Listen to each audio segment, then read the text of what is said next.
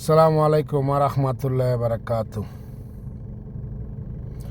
5ই আগস্টের পরে মাননীয় প্রধানমন্ত্রী শেখ হাসিনাকে ষড়যন্ত্রকারীরা, দেশদ্রোহী, পাকিস্তানি এবং পাকিস্তানি বংশবীজ ও 71-এর স্বাধীনতা বিরোধী চক্র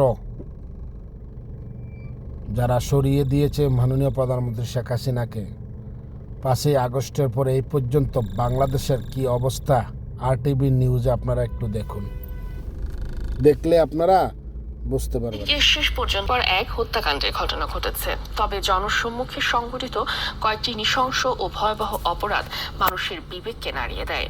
কোথাও মধ্যযুগীয় কায়দায় পাথর মেরে বা জীবন্ত পুড়িয়ে হত্যা, কোথাও আবার সিনেমাকেও হার মানানো পরিকল্পিত কিলিং মিশন। পাশাপাশি ধর্ষণ, ডাকাতি, ছিনতাই ও মাদক কারবারেও সরব ছিল অপরাধীরা। 2025 সালের আলোচিত ও উল্লেখযোগ্য অপরাধের চিত্র তুলে ধরছেন দীপ্ত চন্দ্রপাল।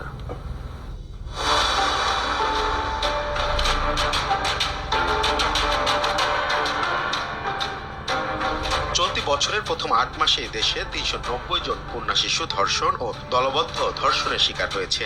আর চলতি বছরের নভেম্বর পর্যন্ত রাজধানীতেই খুন হয়েছে প্রায় 400 মানুষ। পুলিশ সদর দপ্তর ও জাতীয় কন্যা শিশু অ্যাডভোকেসি ফোরামের প্রতিবেদনে উঠে এসেছে এসব তথ্য। মার্চ মাসের শুরুতে মাগুরায় বোনের শ্বশুরবাড়িতে বেড়াতে গিয়ে ধর্ষণ ও যৌন নিপীড়নের শিকার হয় 8 বছর বয়সী এক শিশু। ঘটনার 8 দিন পর মারা যায় শিশুটি। এই ঘটনায় সারা দেশে ব্যাপক ক্ষোভ ও প্রতিবাদের ঝড় ওঠে। বিভিন্ন সামাজিক, সাংস্কৃতিক ও পেশাজীবী সংগঠন রাস্তায় নেমে বিচারের দাবি জানায়। আমার যে আমার লোকের যে কষ্ট দিতে না, আমি নিজে ইচ্ছা দেখতে চাই এরকম পাল্টে বলা। 2025 সালে নৃশংস হত্যাকাণ্ড ছিল সব থেকে বেশি আলোচনায়। পুরান ঢাকার মিটফোর্ড হাসপাতালের পাশে মাথায় পাথর দিয়ে আঘাত করে সোহাগ নামের এক যুবককে হত্যা করা হয়। একই এলাকায় দিনে দুপুরে প্রকাশ্যে গুলি করে হত্যা করা হয় আরেকজনকে। এছাড়াও পল্লবীতে দোকানে ঢুকে গুলি করে হত্যায় জনমনে আতঙ্ক ছড়ায়। 3টা লোক এইভাবে ঢুকে সাথে সাথে ঠেকে মনে করে দিয়ে গেছে। বছরের শেষ দিকে এসে দেশ জুড়ে চাঞ্চল্য সৃষ্টি করে 26 টুকরা লাশ উদ্ধারের ঘটনা। জাতীয় ঈদগাহ মাঠের কাছে 2টি গ্রামের ভেতর থেকে আরশাফুলের খণ্ড বিখণ্ড মরদেহ উদ্ধার হয়, যা দেশ জুড়ে ব্যাপক আলোড়ন তোলে। যারা খুন করছে আল্লাহ তাদের আমি শাস্তি চাই। 12ই ডিসেম্বর ঢাকা 8 আসনের সম্ভাব্য সদস্য প্রার্থী শরীফ ওসমান হাদিকে গুলি করে দুর্বৃত্তরা। ঘটনার 8 দিন পর মারা যান তিনি। 18ই ডিসেম্বর ধর্ম অবমাননার অজুহাতে ময়মনসিংহে মধ্যযুগীয় কায়দায় পিটিয়ে পরে পুড়িয়ে হত্যা করা হয় দীপু দাসকে। এই ঘটনাগুলো দেশ বিদেশে তীব্র প্রতিক্রিয়ার জন্ম দেয়। বাম দিকে কানের ওপর দিয়ে ঠিক গুলিটা ঢুকছে। রাজধানী ছাড়া হত্যাকাণ্ডে আলোচনায় ছিল বন্দরনগরী চট্টগ্রাম। বিএনপির সংসদ সদস্য প্রার্থীকে গুলি কিংবা খুলনায় আদালত প্রাঙ্গণে কুপিয়ে হত্যা সহ বছর জুড়ে চলে আন্ডারওয়ার্ল্ডের আধিপত্য। প্রথম গুলির আওয়াজ করতেছে এটা দেখি। তবে এত সব অন্ধকারের মধ্যেও কিছুটা আশার কথা শোনাচ্ছে প্রশাসন। সংঘটিত প্রায় সব আলোচিত ঘটনার আসামিদের গ্রেফতার করা হয়েছে বলে জানিয়েছে। একই সঙ্গে এগুলাতে বুঝছেন, আপনার এই যে মনে করেন কাজগুলা করছে, এই যে আফজাল হত্যা ইউনিভার্সিটির ভিতরে খানার নাম করে, এগুলার দায়ী কারা? এগুলা প্রশাসন দায়ী। যারা বাংলাদেশের নিরাপত্তায় আছেন, প্রশাসন তারা দায়ী, পুলিশ বাহিনী দায়ী। বাংলাদেশের মানুষকে নিরাপত্তা দিয়ে রাখতে পারে নাই, ইনুসের সামসামি করছে। বাংলাদেশের মানুষকে নিরাপত্তা দিয়ে রাখতে পারে নাই, প্রশাসন একদিন এর জবাব দিতে হবে। এই 2025 সালে যে পদে ক্ষমতায় ছিল বাংলাদেশের নিরাপত্তা রক্ষীরা, পুলিশ প্রশাসন, তাদের প্রত্যেকের এই খুন এবং কি এই নির্যাতনের জবাব দিতে হবে। এবং প্রথমত দায়ী আমাদের সুদখোর ইউনূস, ডক্টর ইউনূস। তারপরে দায়ী এই সোশ্যাল মিডিয়া সাংবাদিক যারা বড় বড় কথা বলে বিদেশে বসে সোশ্যাল মিডিয়ায় এবং দেশে। তোমরা এই দায়ী সমাজের এই মানুষগুলা এভাবে ঝরে যাওয়া প্রাণগুলাকে ধ্বংস করে দিয়েছ, তোমরা এটার জন্য দায়ী। এই যে এখন বর্তমানে পুলিশের কি ডিআইজি না কি বললো, আওয়ামী লীগকে দেখলেই গুলি করবে।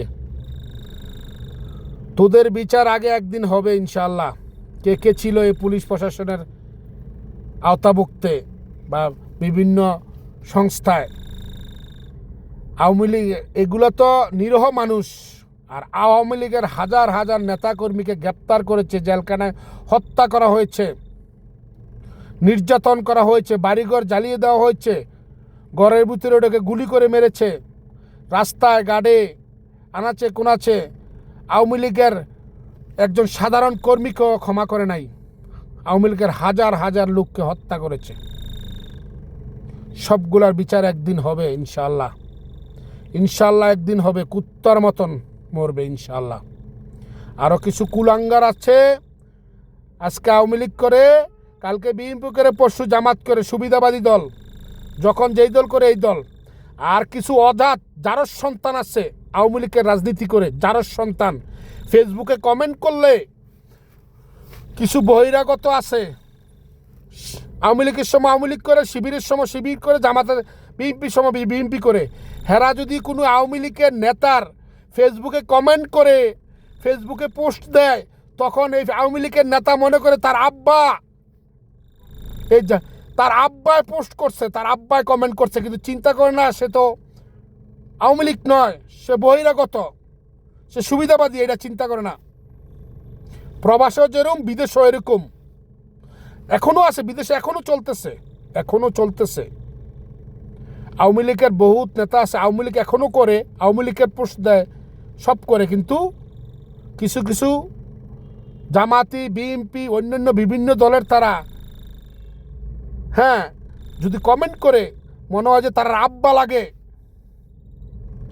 এইসব নেতাদের কারণে আজকে আওয়ামী লীগের এই অবস্থা।